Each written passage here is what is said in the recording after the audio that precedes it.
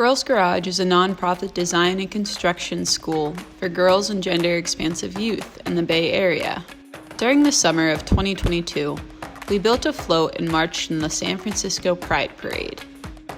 Our group of teenage builders constructed the float in the shape of a giant toolbox filled with oversized tools. We also created bold messages for our protest signs. We used Sister Corita Kent's sense of strong typography and bright colors to invite conversations on social justice. Our giant posters were made using a combination of risograph printing, block printing, and screen printing.